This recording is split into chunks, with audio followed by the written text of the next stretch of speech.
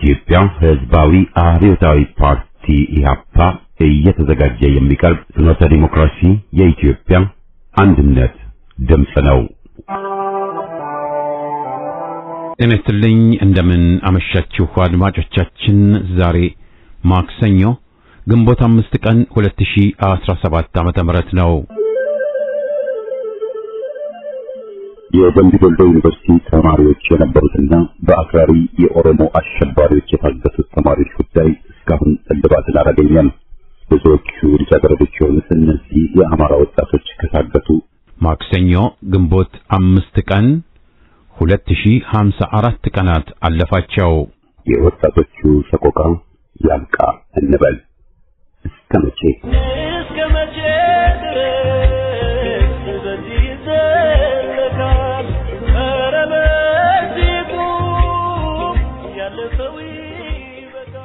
የዛሬ ዝግጅታችንን ከፋኖ አካባቢ ባገኘነው አጭር ዜና እንጀምራለን። በማስከተልም በሚሰራው ልክ እንጂ በሚወራው ልክ ድል አይመጣም በሚል ርዕስ ከፍኖተ ዴሞክራሲ ዝግጅት ክፍል የቀረበ ሀተታ፣ በመጨረሻም ወጣቱ ዛሬም ለሀገሩና ለወገኑ ቤዛ ነው በሚል ርዕስ የኢትዮጵያ ሕዝባዊ አብዮታዊ ፓርቲ ኢህአፓ ልሳን ዴሞክራሲያ በታህሳስ ወር 2013 ዓመተ ምህረት አውጥቶት የነበረውን ቅጽ አሰምተን የዝግጅታችን ፍጻሜ ይሆናል።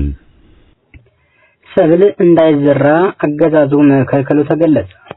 የአማራ ፋኖ ብሔራዊ ኃይል በጎጃም ሁለተኛ ተፈራ ዳምጤ ክፍለ ጦር መዝገቡ ጮቄ ብርጌድ ቀጠና አስከብሮ በርካታ ጊዜ የገባውን ኃይል ከሁሉም የክፍለ ጦር ብርጌዶች ጋር በመተባበር ለጥላት የእግር እሳት ሆኗል።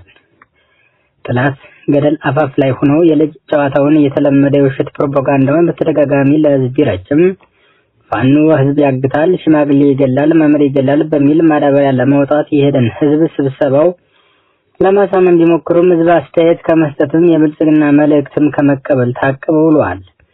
ህዝቡ አብሮን የሚውል ከፋኖ ኃይል ጋር ውስጡ ለቄስ ነውና ነገሩ መሬት ላይ ምንም የሌለ ነገር ሁሉን ለሚያውቀው ህዝባችን የውሸት ቁንጮ ሲዋሩ መዋላቸው ተገልጿል። የፋኖ ኃይል እንደ አሸዋ እየበዛ ባለት ላይ የተገነባ አንድነት ያበሰረ ተዘቃይነት ያለው ኃይል ጨርሰናቸዋል፣ የቀሩት 5 እና 6 ናቸው በማለት ያልሆነን ቢነግሩትም መሳቂያና መሳለቂያ አድርገዋቸዋል። ከላይ ከውሸት አለቃቸው የወረሱትን 80% ተቆጣጣሪዋለው የሚለውን እንዲናገሩ ተጽፎ የተሰጣቸውን መልእክት እንዳይሳሳቱ በቃላት መናገር አቅቷቸዋል። የተሰጣቸውን ወረቀትም ለህዝባችን አንብበዋል። በመዝገበ ጮቄ ብርጌድ 16 የገጠር ቀበሌ ሙሉ በሙሉ በፋኖ የተሸፈነና ከተማው ከ4 ቀበሌ ሲኖር ጥላት የመቀበሪያ ይሆነኛል ብሎ በቁመት ልክ ጉድጓድ ቆፍሮ ከተማውን ሙሉ በመያዝ የተሳነው ኃይል ግን ለህዝብ መሬት የሌለው ውሸቱን ሲያነብህ መዋሉም ተገልጿል።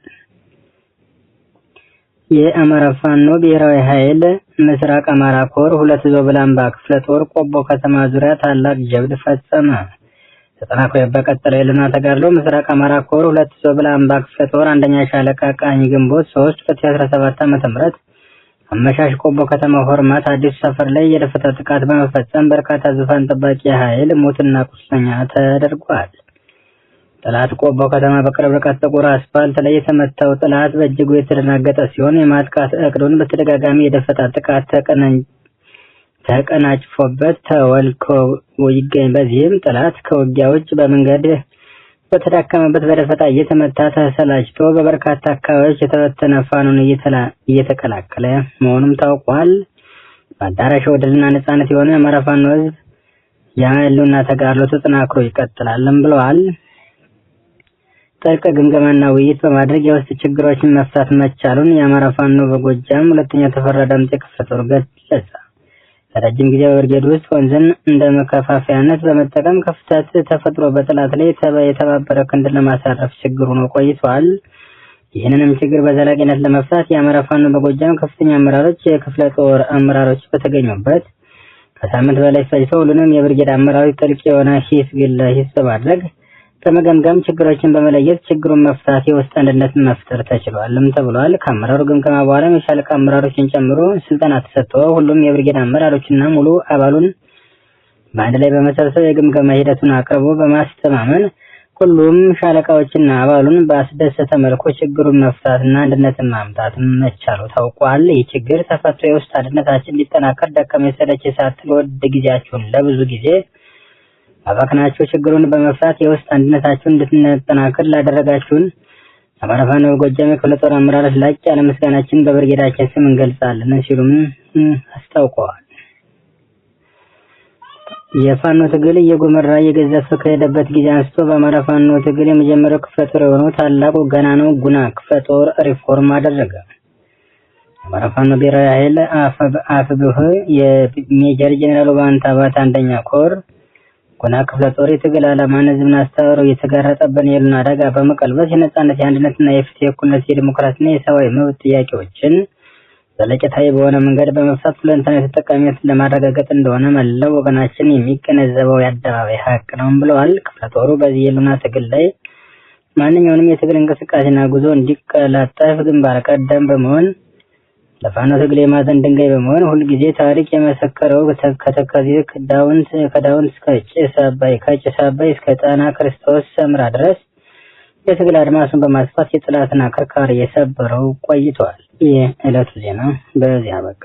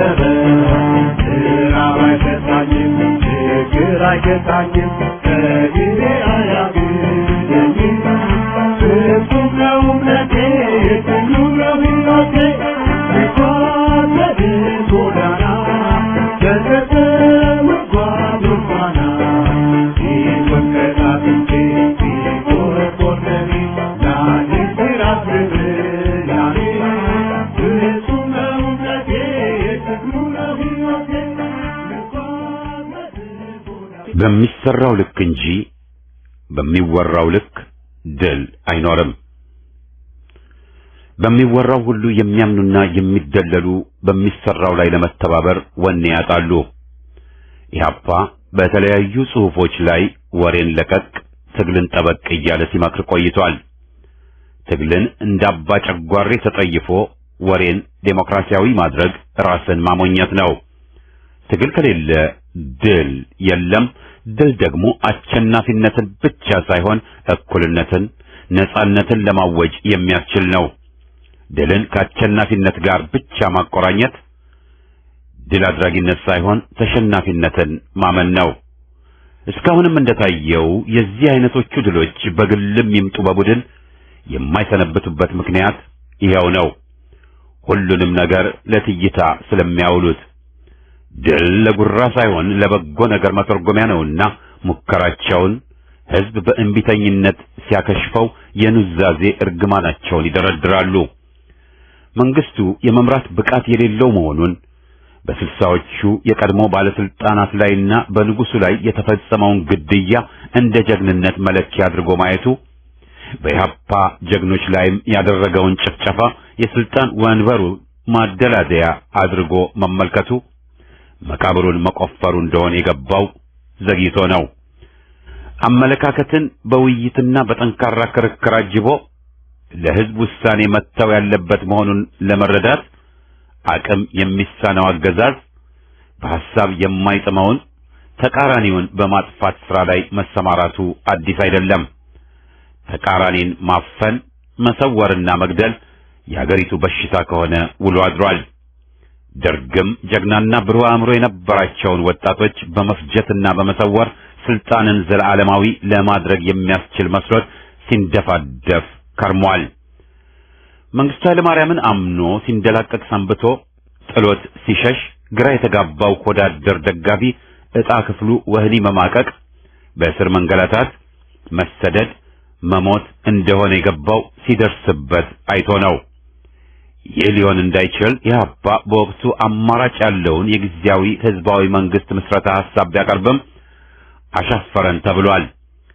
በጦር ኃይል ህዝብን ለማንበርከክ የፈለገው ደርግ እንዳሰበው ሳይሆንለት ቀርቶ ከ17 ዓመታት የመከራ ዘመን በኋላ ከስሮና ተንኮታክቶ መቅረቱ ትምህርት ሊሆን ሲገባ ወያኔ አይኑን በጨው አጥቦ ዘረኝነትን የሚያበለጽግ አዋጅ ጠላቴ የሚለውን አማራ ሳይጨምር አጸደቀ።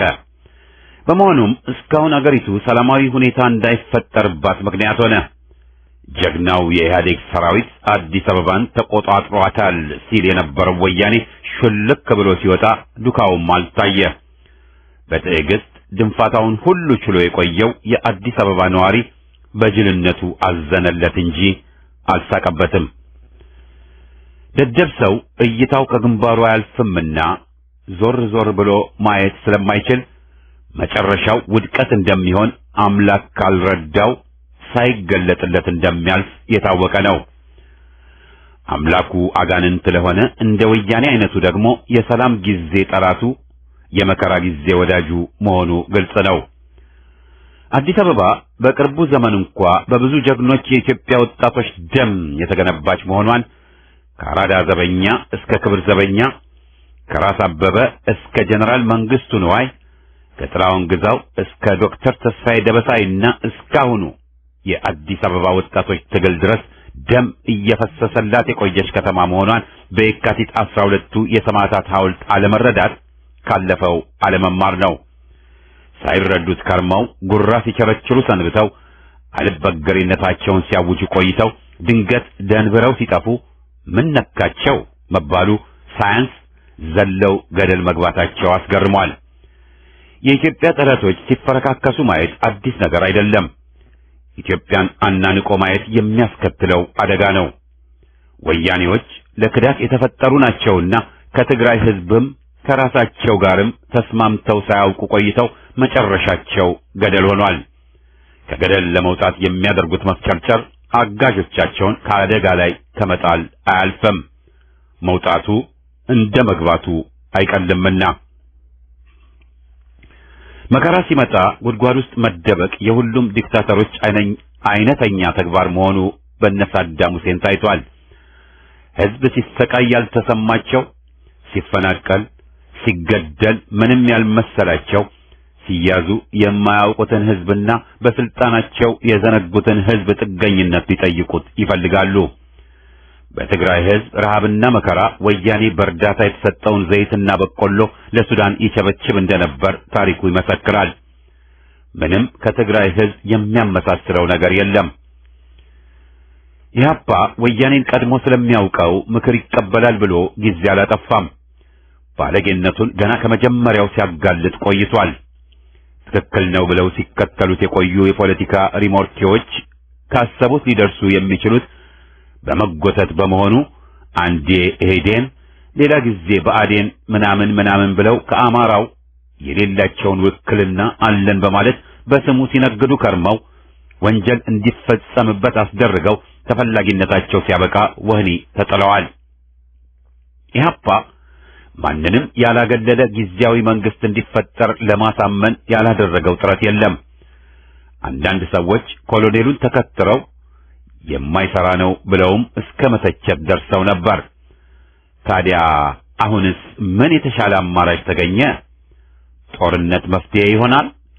የህዝብ መፈናቀል አማራጭ ይሆናል? ተረኝነት አማራጭ ይሆናል?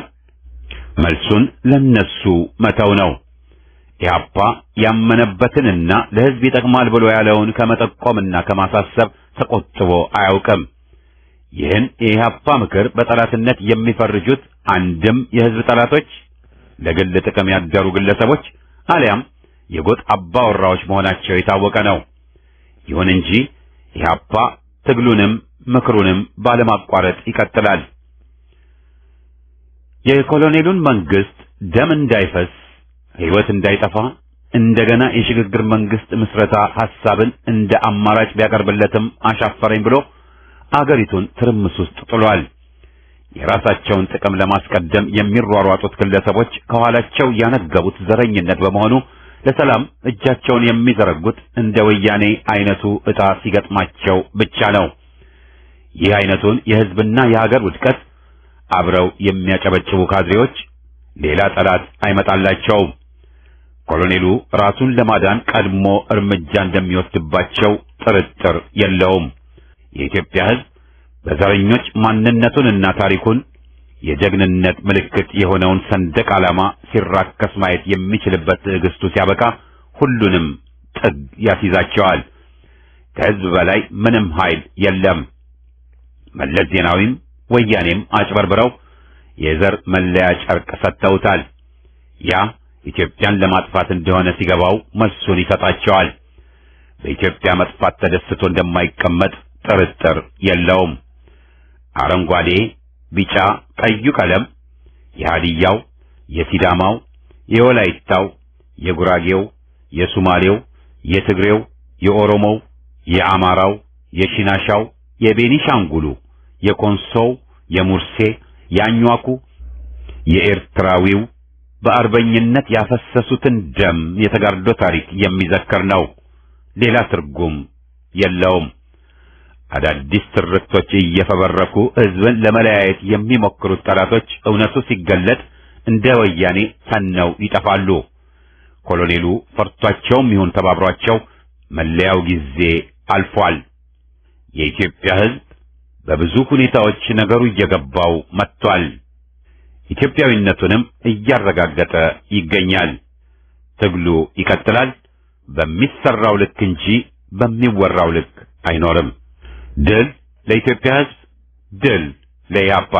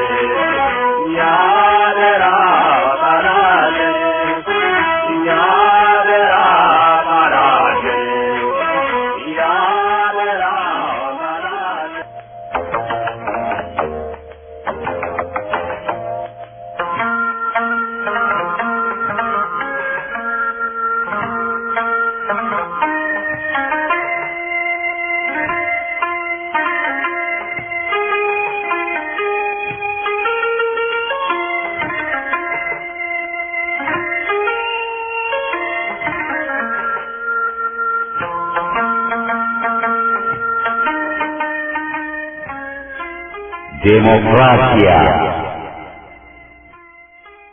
የኢትዮጵያ ሕዝባዊ አብዮታዊ ፓርቲ ኢህአፓ ልሳን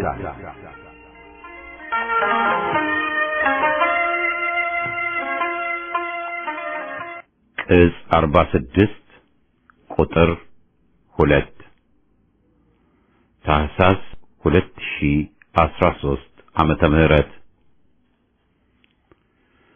ወጣቱ ዛሬም ለአገሩና ለወገኑ ቤዛ ነው። ኢትዮጵያ ሀገራችን ረጅም ታሪክ፣ የራሷ ፊደል፣ የራሷ የዘመን አቆጣጠር፣ የራሷ ፍልስፍናና የሥነ ጽሑፍ ዘይቤ፣ ቅኔ፣ ከሌሎች ለየት ያሉ የበዓላት አከባበር፣ ልዩ ያሬዳዊ ዜማ፣ ጥበብና ኪነ ጥበብ ባለቤት ከመሆኗም በተጨማሪ ብዙ ጀግኖች ያፈራች አገር ነች።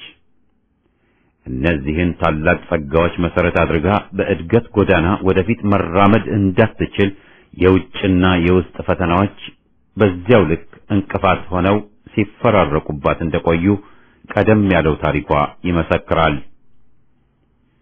የቅርቡን ስናይ ደግሞ ኢትዮጵያ ከአምባገነን አገዛዝ አዙሪት መውጣት ባለመቻሏ ግፍና በደል ትውልድ ተሻጋሪ ሆኖ ቀጥሏል። ይባስ ብሎ ላለፉት 30 ዓመታት ከወራሪ ጠላት ባልተናነሰ ከውስጥ በፈሉባት ዘረኞች እጅ የወደቀችበት፣ ሕዝቧ የዜግነት መብቱን የተነፈገበት፣ የሰብአዊ መብቱ የተረገጠበት፣ ተነግሮ የማያልቅ ግፍና ሰቆቃ የሚቀበልበት፣ ዳር ድንበሯ የተደፈረበት፣ ባህር በሯ የተዘጋበት፣ ብሔራቸው ከገዢው ፓርቲ ብሔር ውጭ ያሉ ዜጎች በተለይም አማራውና ኦርቶዶክስ ክርስቲያኖች ላይ ታይቶ በማይታወቅ አረመኔነት ፍጅት የተካሄደ ከመሆኑም በላይ በስልጣን የተቀመጡ ጥቂት ቅምጥሎች አንጡራ ሀብቷን ተቀራምተው የዛሬውን ብቻ ሳይሆን መጪውንም ትውልድ ዕዳ ወራሽ ሲያደርጉት እናያለን። ይባስ ብለው ኢትዮጵያ እንዳገር እንዳስቀጥል ቋንቋን መሰረት ባደረገ የብሔር ፌዴራሊዝም ሸንሽነው አገራዊ ህልውናዋን ተጋፍተው ጠርዝ ላይ አድርሰዋታል። በዚህ ተከታታይ የአገር ክህደት ወንጀል ግንባር ቀደም ሰለባ የሚሆነው ደግሞ ብዛቱ ከሀገሪቱ ሕዝብ 70 እጅ በላይ የሆነው ወጣት በመሆኑ ተስፋና ጨለማ ያዘለ መጻኢ ጊዜ እንደሚጠብቀው መገንዘብ እንገደዳለን። ወጣቱ በሀገሩ የመኖር መብትም ሆነ የሥራ ዕድል ተነፍጎት መንገድ ላይ አዳሪ፣ የአደንዛዥ ዕፅና የዘቀጠ ባህል ሰለባ ከመሆኑም በላይ በስደት የበረሃና ያሰነባሪ ቀለብ በመሆን በአረቡ ዓለም ለከፋ ዘረኝነትና ባርነት በመጋለጥና በዚያ በሚገኙ እስር ቤቶች በገፍ በመታጎር በድብደባ በረሃብና በእርዛት እየተሰቃየ ይገኛል። ኢትዮጵያ ከራሷ የወጣ ጠላት እንጂ የራሷ መንግስት የላትም የምንለው እንዲሁ በከንቱ አለመሆኑን በመቶ ሺዎች የሚቆጠሩ ተፈናቅለው በየሜዳው የወደቁ ዜጎቿና ተሰደው በባዕዳን እጅ እየተሰቃዩ ያሉት ወጣቶች ይበልጥ ይረዱታል። ከዚህ ሁሉ በወገኖቻችን ላይ እየደረሰ ባለው መከራ የባሰ የሚሆነው ደግሞ ለዚህ ሞልቶ ለፈሰሰው ለወገን ግፍና ሰቆቃ ጎልቶ የሚታይ ቁጭት አለ ብሎ ለመናገር ማስቸገሩ ነው። አገርን በነጻነቷ የምንኮራባትን ያህል በመከራዋ የምንሸሻት ባለመሆኑ እያንዳንዱ ትውልድ በጊዜው ለገጠሙት አገራዊ ጥያቄዎች በሚቻለው ሁሉ ምላሽ ሊሰጥ፣ የራሱን ታሪክ ሊሰራ፣ የትግል ተመክሮውን ለቀጣዩ ሊያስተላልፍና አሻራውን ሊተው ይጠበቃል። የኃያሉን የጣሊያን ፋሽስት ወራሪ ዘመናዊ የጦር መሳሪያና የመርዝ ጢስ ተቋቁሞ ነጻነትን ከመቀዳጀት በላይ የከበደ የትውልድ ፈተና የለም። ሆኖም ይህ ከኛ አቅም በላይ ነው ሳይል ለነጻነቱ ታግሎ አሸነፈ እንጂ ሲ ማኤስትሮ እሺ ጌታዬ ብሎ አልተንበረከከም። የ1960ዎቹ ሕይወቴን ለአገሬና ለሕዝቤ ያለው ትውልድም ይህንኑ የጀግንነት ቅርስ ነበር የወረሰው። የአንድ አገር ቀጣይነት ልማትና እድገት የሚለካው አገሪቱ ባላት ሀብትና ንብረት ብቻ ሳይሆን መልካም እሴቶቿን ተረክቦ ለቀጣዩ ትውልድ ማስተላለፍ የሚችል ለቀጣይ የአገሪቷ የእድገት ጎዳና ራዕይ ኖሮት ወደ ላቀ ደረጃ እንድትደርስ የሚሰራ ለዚያም በጽናት የሚቆም ትውልድ ሲኖራት ነው። ይህ በመሆኑ ነበር ያ ትውልድ እስካንገቱ የታጠቀውን ወታደራዊ አገዛዝ ያለ ቦታው ገብቶ ረግጬ ልግዛችሁ ሲልና ለሕዝቧ የተበላሸ ራዕይ ሲያስቀምጥ የለም ያለው። ለአገሪቱ የወደፊት እድገትና የዴሞክራሲያዊ ትውልዱ ያለው ራዕይ ጠንካራና ዘላቂ ስለነበር ነው በቆራጥነትና በህዝባዊ ወኔና ክብር ፋሽስቱን ደርግ ብርክ ያስያዘውና በምትኩ ህዝባዊ ዴሞክራሲያዊ መንግስት ይመጣ ዘንድ ይታገል የነበረው። ለዚህም ነው አገር በታኝ ጠባቦች ስልጣን ከመያዛቸውም በፊት ሆነ ስልጣን ከያዙ በኋላ አገር መበተን የኢትዮጵያውያን ታሪክና እሴት አይደለም፣ አገራችን ሉዓላዊነቷና አንድነቷ አይነካም፣ አትበተንም የሚል አቋሙን አጽንቶ ከአባቶቹ በወረሰው ወኔ የተጋፈጣቸውና የታገላቸው አሁንም የሚታገላቸው።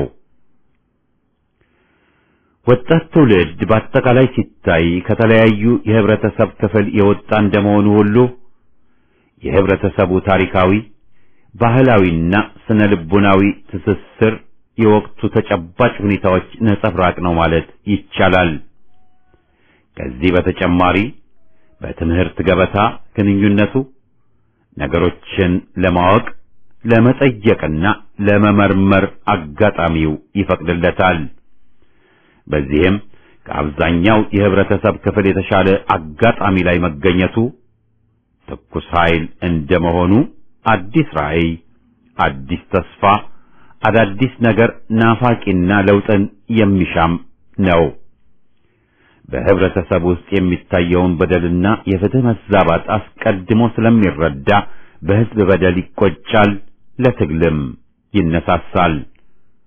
ህብረተሰቡ የነገውን የተሻለ የለውጥ ጎዳና ያይ ዘንድ ቀድሞ በመሰለፍ የትግልን ገፈት ቀማሽ ለመሆን ቁርጠኝነቱ ስላለውም አገርና ወገን ከወጣቱ ብዙ ይጠብቃል።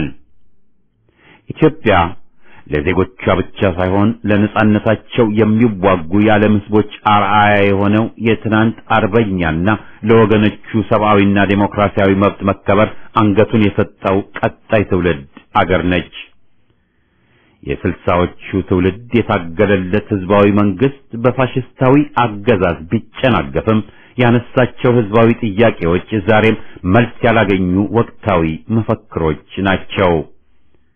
የትግሉ አልፋና ኦሜጋ የሆነው የማህበራዊ ፍትህና የእኩልነት ጥያቄና ይህ እውን እንዲሆን በተደረገው ትግል ከተካበተው ተመክሮ ቀጣዩ ትውልድ ይማርበት ዘንድ ታላቅ ቅርሱን ትቶለት አልፏል። የወታደራዊ ጁንታው ካድሬዎች ወያኔም ሆነ እሱን የተኩት የጡት ልጆቹ ይህን ታሪካዊ ሐዲድ ለመስበር ያልፈጠሩት የውሸት ትርክት ባይኖርም በደም የተጻፈ ታሪክ ነውና በምንም አይነት ጫጫታ የሚዋጥ አይሆንም። እንደሚታወቀው ኢትዮጵያ በረጅም ዘመን ታሪኳ ከመለስተኛ እስከ ህልውናን ተፈታታኝ ችግሮች ገጥመዋታል። የማንነቷ መገለጫ የሆኑት ቆራጥ ዜጎቿም በሀገር ልዕልናና በነጻነታቸው ላይ የመጣ ማንኛውንም ጥቃት ወይም የውስጥ ችግር እንደያመጣጡ ተጋፍጠው ነጻነትና ክብሯን ጠብቀው አስቀጠሏት እንጂ ባርነት ትውልድ ተሻግሮ ለልጆቹና የልጅ ልጆቹ እንዲተርፍ አልፈቀዱም። ጊዜ ያመጣውን ጊዜ እስኪመልሰው በሚል የቁም ሞትን አልመረጡም። በተመሳሳይ ከንቱ ሽንፈትም የታሪክን አደራ አልበሉም።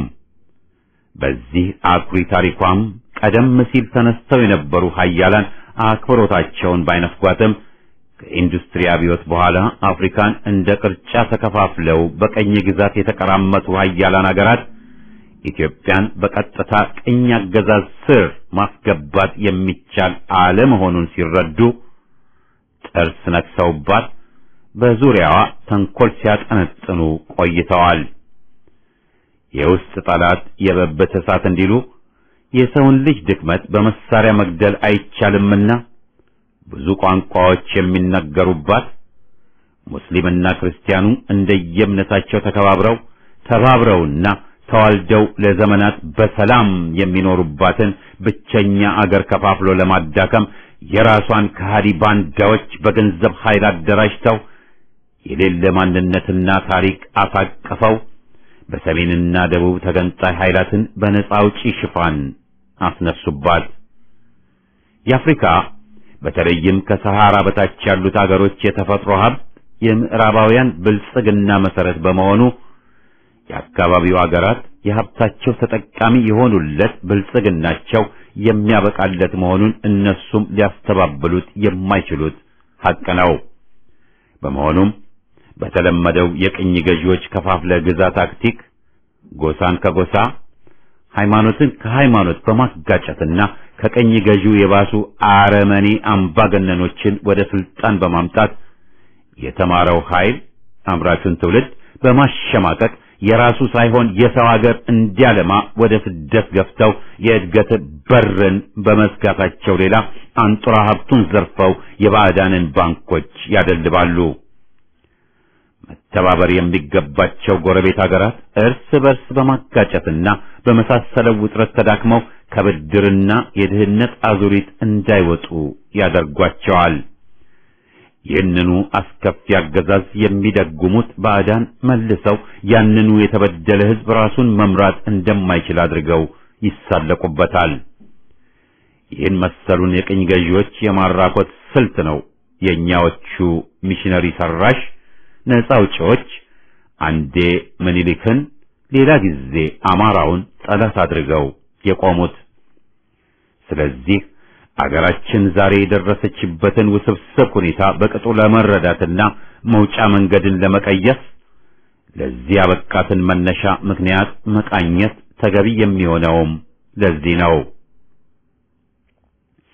ከሁለተኛው የጣሊያን ወራሪ ሽንፈት ማግስት ንጉሱ ከ5 ዓመት የእንግሊዝ አገር ቆይታቸው በኋላ አገር ገብተው ወደ ንግስናቸው ሲመለሱ መዲናዋ ላይ በስማቸው አንድ አውራ መንገድ የሰየሙላቸው የወቅቱ የእንግሊዝ ጠቅላይ ሚኒስትር በጣሊያን ጦር መሪዎች ጦር ላይ የጦር ወንጀል ክስ እንዳይከፍቱ አድርገው ነበር።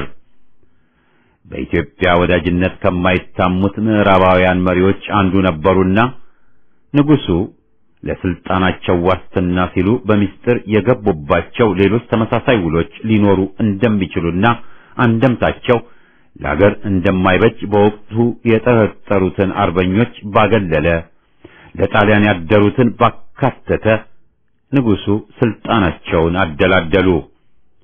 ኢትዮጵያም ከደብረ ታቦር ጀምሮ እስከ ደቡብና ምዕራብ ግዛቷ በሃይማኖት ሽፋን ለሚሰልሉ የክፍፍል ችግኝ ለሚተክሉ የፕሮቴስታንት ካቶሊክ ሚስዮናውያንና ምልምል ፒስኮሮች በሯ ክፍቱን ተለቀቀ። የባዕዳንን ቋንቋ፣ ወግ፣ እምነትና ታሪክ አጉልቶ የኢትዮጵያ የሆነውን የሚያደበዝዝ የትምህርት ስርዓትም አብሮ ተዘረጋ።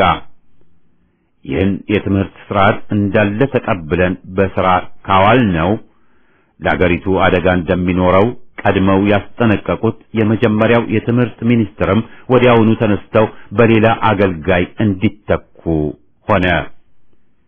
የዜጎቿ አገር ወዳድነት በማንነታቸው ኩራትና ለነጻነታቸው አይበገሬነት ቀስ በቀስ እየተሸረሸረ ሄዶ የራሳችን የሆነ በቅጡ ሳይታወቅ የባዕዳንን ታሪክ ማንበብና የራሱን ቋንቋ ቀላጥፎ መናገር የእውቀት መለኪያ ሆኖ መታየት ጀመረ።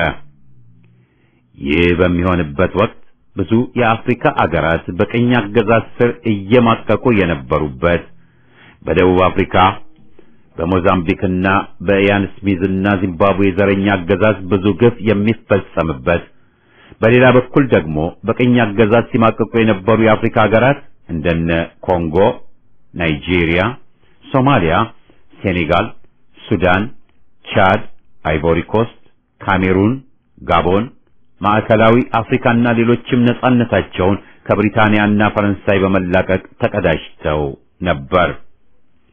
የጸረ ቅኝ ግዛትና አብዮታዊ እንቅስቃሴ በዓለም ላይ እየተበራታ የመጣበት ቀደም ሲል በሶቪየት ቀጥሎም በቻይና የተካሄደው አብዮት የትግል መነሳሳትን የፈጠረበት ሁኔታ ነበር።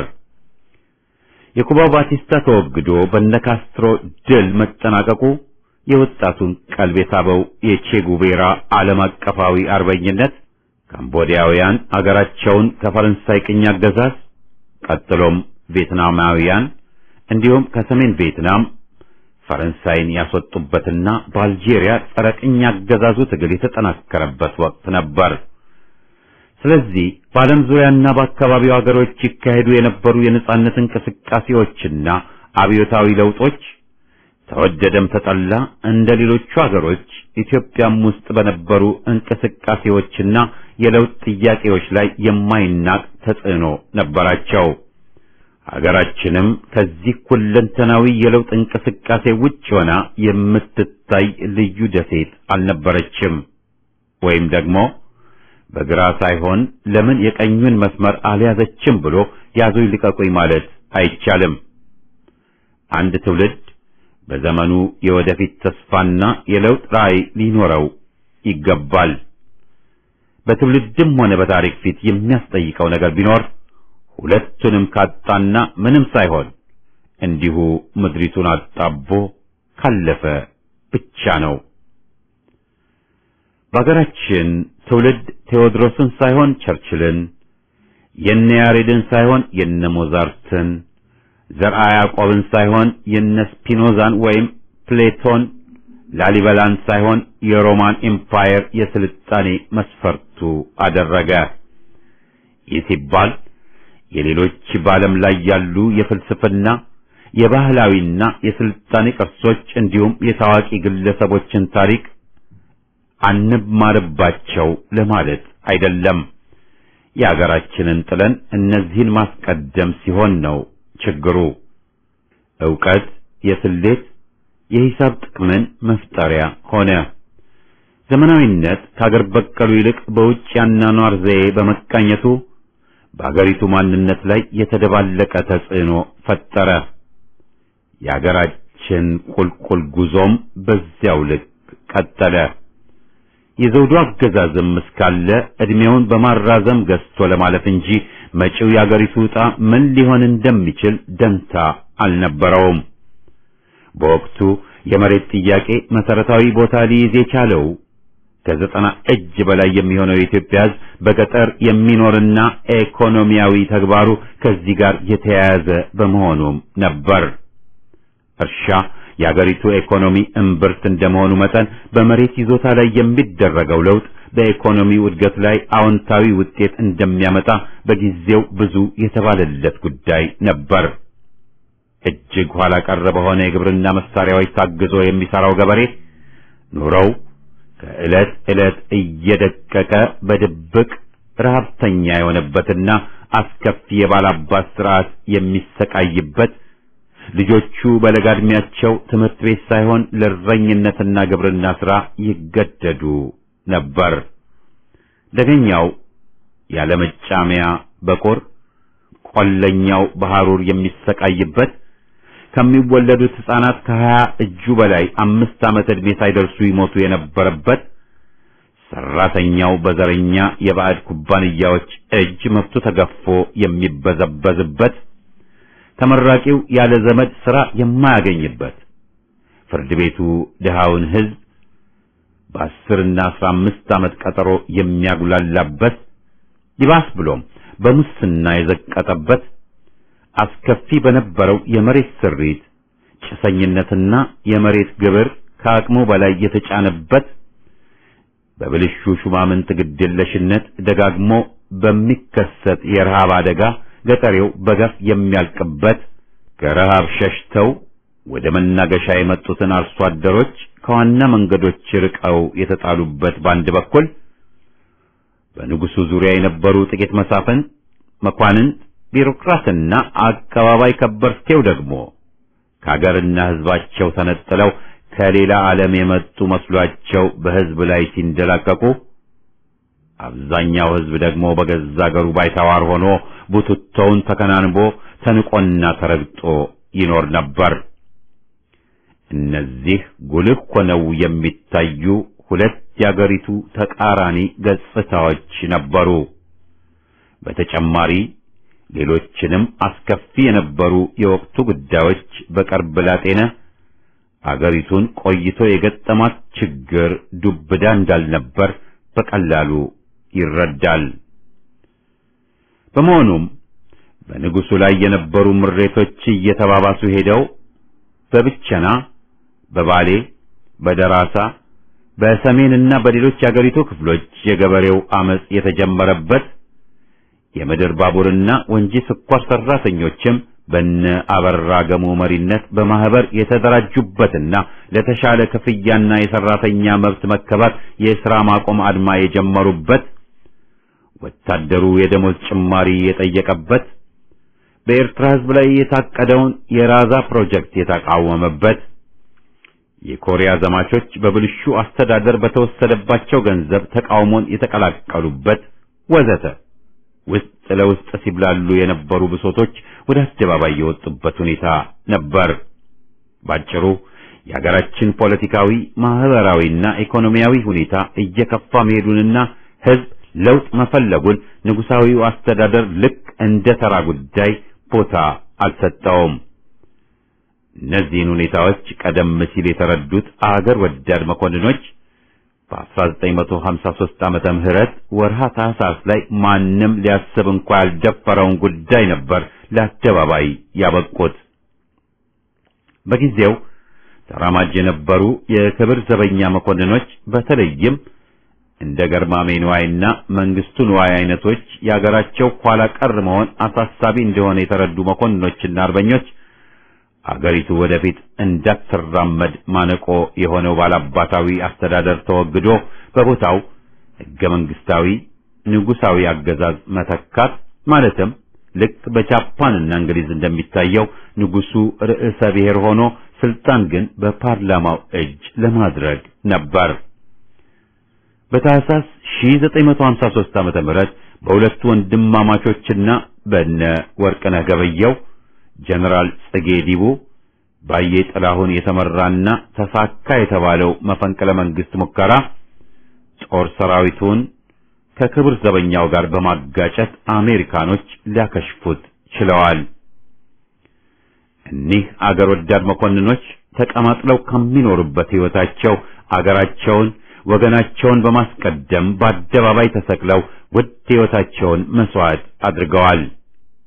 እንደ ቀደምት ወጣት አርበኞች እንደነ አብርሃ ደቦጭ፣ ሞገስ አስገዶም፣ ሐኪም ወርቅነህ እሸቴ፣ ከሴት ወጣት አርበኞች እንደነ ሸዋረገድ፣ ከበቡሽ፣ ፋንታዬ ወዘተ የኋለኞቹም በጀግንነት ለሀገራቸው ተሰውተዋል። ለመጪው ትውልድ የአገር ወዳድነትና ጀግንነት አርአያ ሆነዋል። የማይደፈር ይመስል የነበረው የንጉሠ ነገሥቱ ኃይል ሊገሰስ ሊደፈር እንደሚችልም አሳይተዋል። ላመኑበት ዓላማ ያዋጣል ላሉት ግብ ራሳቸውን አሳልፈው ሰጥተዋል። ለንጉሡ ግን ይህ ሁኔታ እንደ ማስጠንቀቂያ አልሆነላቸውም። የሥርዓቱ አደግዳጊዎች ይህን ታላቅ የለውጥ አሻራውን ትቶ ያለፈ ታሪካዊ እርምጃ የታህሳስ ግርግር በሚል አጣጥለው ታሪክን ሊያድበሰብሱ ሞክረዋል። ዛሬም ይህንኑ ብረዛ የሚያስተጋቡ አሉና በዚህ አጋጣሚ ይብቃችሁ፣ ይቁም ሊባሉ ይገባል። በዚህም ተባለ በዚያ የተጀመረው እንቅስቃሴ ከላይ የተዳፈነ ቢመስልም ውስጥ ውስጡን ስር እየሰደደ ነበርና ብዙም ሳይቆይ ወጣቱ ትውልድ የትግል አርማውን አነሳ። በ1957 ዓመተ ምህረት የዩኒቨርሲቲ ተማሪዎች የመሬት ላራሹን ጥያቄ ይዘው ሰላማዊ ሰልፍ ወጡ። በ1959 ዓመተ ምህረት የተማሪዎች ማህበር እየተጠናከረ በመምጣቱና በየጊዜው ሰላማዊ ሰልፍ በመካሄዱና ጸረ ኢምፔሪያሊስት፣ ጸረ ቀኝ አገዛዝና ጸረ ዘረኝነት ዓለም አቀፋዊ አቋም እየያዘ በመምጣቱ የተደናገጠው የአፄ ኃይለ ሥላሴ መንግስት ሰላማዊ ሰልፍ ለማድረግ በቅድሚያ መንግስትን ስለማስፈቀድና አደገኛ የመሰሉትን ተማሪዎችም ለ3 ወራት አግቶ የሚያስር ለመሆኑ ሕግ አወጣ። ነገር ግን ይህን እገዳ በመቃወም ተማሪው ሰላማዊ ሰልፍ ወጣ እንጂ መንግስትን ለመቃወም የመንግስትን ፈቃድ መጠበቅን ለመሰለው መጃጃል ቦታ አልነበረውም።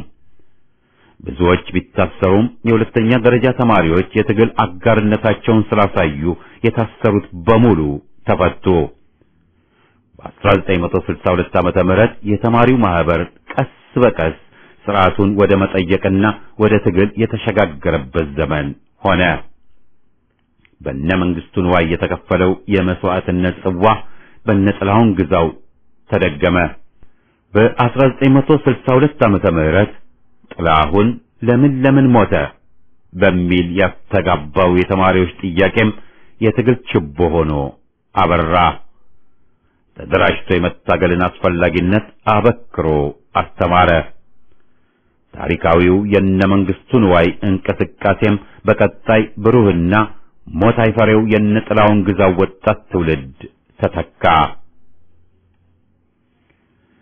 ፊውዳላዊው ስርዓት እጅግ ኋላ ቀርና መለወጥ እንዳለበትም በተራማጅ ምሁራን መካከል ሙሉ በሙሉ ሊባል በሚችል ደረጃ መተማመን ነበር። በ50ዎቹና በ60ዎቹ ዓመታት መሬት ላራሹ በሚል አብይ መፈክር በወቅቱ የትምህርት ዕድል ያገኙትና አይናቸውን የከፈቱት ተራማጅ ምሁራን የአርሶ አደሩ በደል ስለተሰማቸው፣ ስቃዩ ስለቆጠቆጣቸው፣ ችግሩ ስላመማቸው ስር ነቀል የመሬት ይዞታ ለውጥ እንዲደረግ መሬት ለአርሶ አደሩ እንዲሆን መሬት ላራሹ በሚል መፈክር ብርቱ ትግል አካሂደዋል። በዚህም ብዙዎች ታስረዋል፣ ተግዘዋል፣ ተገድለዋል፣ ብዙ መስዋዕትነትንም ከፍለዋል። እንዲሁም ሰራተኛው፣ ተማሪና አስተማሪው፣ አርበኛው፣ ወታደሩ፣ ታክሲ ነጂው ሳይቀር በአንድም ሆነ በሌላ መልክ የዘውዱ ስርዓት ላይ የነበረውን ተቃውሞ ይዞ የተነሳበትና ለለውጥ ያለውን ፍላጎት ያሳየበት ወቅት ነበር። ወጣቱ ምሁር ከሀገር አልፎ በዓለም አቀፍ ደረጃ ትግሉን ያስተባበረበት፣ የመሬት ላራሹ ጥያቄ አብይ ጥያቄ አድርጎ የወጣበት ወቅት ነበር። በተወሰኑ ወጣት ምሁራን መሪነት በሚስጥር ተሰባስቦ ሲጽፍ፣ ሲወያይ፣ ጥናት ሲያካሂድ፣ ሲያደራጅና ሲደራጅ የቆየው እንቅስቃሴ ዘመናዊ የፖለቲካ ፓርቲ ያቋቋመበት፣ ትግሉ ከዩኒቨርሲቲ ቅጥር ግቢ አልፎ ወደ ሁለተኛ ደረጃ ትምህርት ቤቶች የተዛመተበት ብሎም የብዙሃን ማህበራትንም ሆነ የህዝብን ድጋፍ እያገኘ የመጣበት ደረጃ ላይ ነበር። ስለዚህ የካቲቱ 1966 አብዮት ግብታዊ ነበር የሚለው መከራከሪያ አጠቃላይ አብዮታዊ ሁኔታዎችን አስቀድሞ ማየት የተሳነው የሚመስለውም ለዚህ ነው። አርድ አንቀጥቀጥ የነበረው የካቲት 66 አብዮት የተወለደው የአፄ ኃይለ ሥላሴ መንግስት አልደፈርም በሚል ትኩረት የነሳቸው ቅራኔዎች ተከማችተው መፈንዳት በጀመሩበት ወቅት ነው።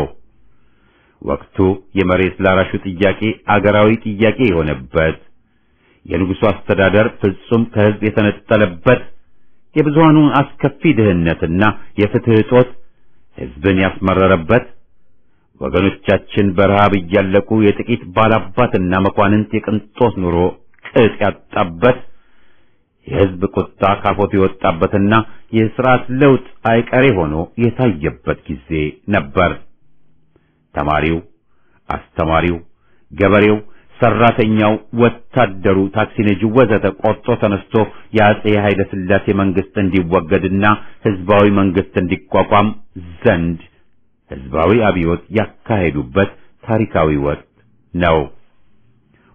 ወቅቱ በኢትዮጵያ ታሪክ የመጀመሪያው አብዮት የተካሄደበት ከመሆኑ በተጨማሪ ህዝብ ታግሎ ያገኘውን ድል ባልጠበቀው ኃይል እየተነጠቀ የነበረበት ጊዜ ነበር። በወቅቱ ትግሉ ከኢትዮጵያ ተማሪዎች እንቅስቃሴ አልፎ የትግሉ ማዕከል ሆኖ ሊመራ፣ ሊታገልና ሊያታገል የሚችል የመጀመሪያው ዘመናዊ የፖለቲካ ፓርቲ የኢትዮጵያ ህዝባዊ አብዮታዊ ፓርቲ ኢህአፓ ገና የተመሰረተ በመሆኑ የተፈጠረውን የስልጣን ክፍተት ለመሙላት የሚያስችል ድርጅታዊ ጥንካሬ ገና አላገኘም ነበር። ይሁን እንጂ ፓርቲው በወቅቱ ሁሉንም የሚያሳትፍ የሽግግር መንግስት ለመመስረት የጊዜያዊ ህዝባዊ መንግስት ይቋቋም የሚል ጥሪ በማስተጋባት የፖለቲካ እስረኞች እንዲፈቱ፣ የዴሞክራሲ መብቶች ያለ ገደብ እንዲከበሩ ወዘተ በጽኑ ታግሏል። ሆኖም የነበረውን የስልጣን ክፍተት በመጠቀም ወታደሩ አብዮቱን በአድሃሪያን እንዳይቀለበስ ለመጠበቅ በሚል ሰበብ ስልጣኑን ከህዝብ ነጠቀ። ቀጥሎም ከ5 ዓመት በኋላ ወደ ወታደራዊ ሰፈራችን እንመለሳለን ሲል ዋሸ፣ ቀላመደ። ሐቆ ግን እንኳንስ ሊመለስ 17 ዓመት ሙሉ በሕዝብ ላይ ሽብር ከፍቶ አንድ የተማረ ወጣት ትውልድ ጭዳ አርጎ አገራችንን ለጸረ ኢትዮጵያ የብሔር ጽንፈኞች አመቻችቶላቸው ሄደ። ያ የተረበሸ ኮሎኔል በአንድ ታሪካዊ አጋጣሚ ወደ ስልጣን መጥቶ ኢትዮጵያ ትቅደም በሚል ሸፍጥ የልጅ መካን አድርጓት አልፏል። ደርግ መሬት ላራሹ እንዲሆን ስልጣን ከሕዝብ እንዲመነጭ ጸንቶ የታገለውን የ60ዎቹን ወጣት ትውልድ ቅርጥፍ አርጎ በልቶ በፈጠረው ክፍተት ወያኔ የተባለ የጠባብ ዘረኞች ቡድን ስልጣን ተቆጣጥሮ ለ27 ዓመት አገራችን እንዳታገግም አድርጎና አደባይቶ በሐሰተኛ ትርክት አገርን አስገንጥሎ ሕዝብን አለያይቶ በሕዝብ ትግል ተገለለ። መገለል ብቻ ሳይሆን እብሪቱና ጉራው ዓይኑን ሸፍኖት ባደረገው ትንኮሳ አከርካሪቱን ተመታ። በቅርብ እንደታየው ወያኔ መቀሌ ላይ መሽጎ ውጊያውን ብቻ ሳይሆን ጦርነትንም መስራት እንችላለን እያለ በእብሪት ሲደነፋ የከረመ ቢሆንም አንድ የነበረው ችሎታ ሰላማዊ ዜጎችን በውድቅት ሌሊት አድብቶ ማረድ እንደነበር አስመሰከረ። ለዚህ ነው ከ3 ሳምንት ባልበለጠ ጊዜ ውስጥ እንደሱ በበቂ ያልታጠቁ የአማራ ልዩ ኃይል ሚሊሺያና ፋኖ በሩን በርግደው ገብተው ሲገጥሙት እግሬ አውጪኝ ብሎ የቡድኑ ቄሳር ሳይቀር ከጉድጓድ ጋማውን ተይዞ አደባባይ ላይ የወጣው። ገጣሚው አእምሮ ቢኖርህ የምታስብበት ያን ጉድጓድ ባልቆፈርክ አንተው ልትገባበት ማለቱም እውን የሆነው ቢሆንም የወያኔ ቁንጮች ተያዙ ወይም ሞቱ ብሎ አለቀ ደቀቀ ብሎ ከበሮ መደለቁና መዘናጋቱ የሚያዋጣ አይደለም። በተዛባ የውሸትና መርዘኛ ትርክት ተወልደው ያደጉት በማይናቅ ብዛት አሁንም በየቦታው አሉና ልክ ይኸው ዘረኛ ቡድን በአምሳሉ የቀረጻቸው በቄሮ መንጋ አገርንና ሕዝብም እያደባዩ እንዳሉት ማለት ነው። ከራሱ ከወያኔ ማህፀን የወጣውና ሁለተኛ ዙር የብሔር ጽንፈኝነትን ያስቀጠለው የኮሎኔሉ አገዛዝ የመቀሌው አውሬ ለስልጣኑ መሰናከል እየሆነ ሲመጣና በአማራው ላይ ለተፈጸመው እልቂት ማዘናጊያም ይሁን በሌላ ምክንያት ተገፋፍቶ ከኢትዮጵያ ጠላቶች አንዱ ወያኔ መመታቱ እሰየው የሚያሳይ ነው። ሆኖም ስብሃትን አስወግዶ በቦታው ከሻዕቢያው ቁንጮ መመሪያ መቀበል በኢትዮጵያ ጉዳይ ጣልቃ ገብቶ ዳግም አገር እንዲዘርፍና በሕዝብ ላይ ያፈና ወንጀል እንዲያሰፋ መጋበዙ ለኮሎኔሉ ገሃድ የወጣ ጸረ ኢትዮጵያዊነት ተጨማሪ ማስረጃ ነው። አማራው ደም ከፍሎ ያስመለሰውን መሬቱን ዳግም ለመንጠቅም ከብልጽግናዎቹ የሚደመጥ ሹክሹክታ ያለፈ እንደሚሆን ብዙ ሳይቆይ የሚጋለጥ ነው የሚሆነው። እስከ 80 የሚደርሱ ቋንቋዎች በሚነገሩባት አገር አንድ ጎሳ በበላይነት እንዲገዛ ለማድረግ ከዕቅድ አልፎ ተቋም እየገነባ ሲሆን በዛው ልክ ታሪኳንና ህብረ ብሔራዊ እሴቶቿን ቀስ በቀስ በማፍረስ ላይ ይገኛል። ይህን ሁሉ ሲያደርግ ኢትዮጵያን አንድ ለማድረግ ኢትዮጵያ እንዳትፈርስ ለኢትዮጵያ አንድነት ሲባል ነው ሕገ መንግስቱን የማንቀይረው በሚል የማይቀባጥረው ነገር የለም። የሚያሳዝነውና ከንቱ አሽቃባጭም ስለበዛ የልብ ልብ ተሰምቶት ሊሆን ይችላል። ይህ ዓይን ያወጣ ሸፍጡ ከመደጋገሙ የተነሳ የሕዝብ ጆሮም ማዳመጡን እያቆመ የመጣ ይመስላል። ከላይ ለመጠቆም እንደሞከርነው ሀገራችን በተከታታይ አረመኔ አገዛዝ የተፈጥሮ ሀብቷን ብቻ ሳይሆን በብዙ ሺህ የሚቆጠሩ የቁርጥ ቀን ልጆቿንም አሳጥቷታል። ወጣቱ የህብረተሰብ ክፍል ትኩስ ኃይልና የአባቶቹን አደራ ተረካቢ ትውልድ መሆን እንዳለበትም አይካድም።